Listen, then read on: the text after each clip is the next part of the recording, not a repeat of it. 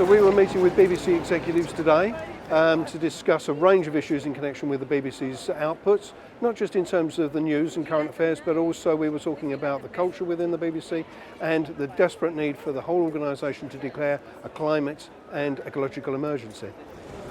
I'm reassured in a deep level that the BBC are on this. They've got some catching up to do. But I think probably the most reassuring thing is the depth of the training that's happened across the BBC and what's planned and what's coming. I felt the BBC wanted to come to the table saying they were doing a lot of good stuff already, but I think they felt very defensive about us actually challenging them to step up as a public broadcaster to actually take this to the level of World War II. We made the emotional case about the depth of the crisis. I think they were reluctant to meet us at that emotional level. I feel like the meeting was a start in opening the conversation about how we comment about the climate crisis, and then that's just the start of the beginning of actual having change and finding ways that we can have accessible ways to talk to us as young people who may not understand climate science, but just bringing it down to the basics of things like clean water and clean air. How do we communicate the depths of the doom that we potentially face, but also how do we do the vision and or for them do solutions focused journalism, that the BBC both has a role reflecting society, but also as it reflects society, also influences society.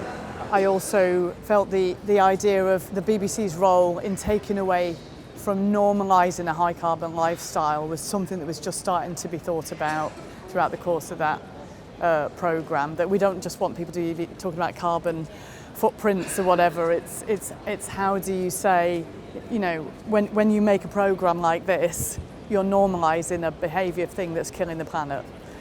And I think whilst it's acceptable, they did make a good case that they have done some brilliant programmes at Attenborough, but I don't think they've really accepted that the impact of programmes like Top Gear, or programs that teach people how to get cheap flights, or programs that teach people how to destroy their gardens to make into a living room.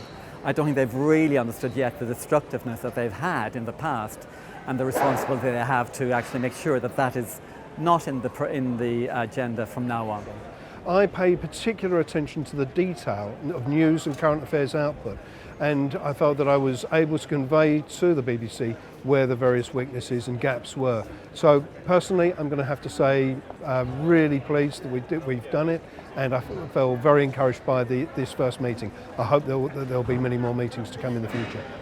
There's more to come from the BBC, and I feel really welcome to be in a dialogue with them to do more. So I think some of the points need making again and again, and we'll get there.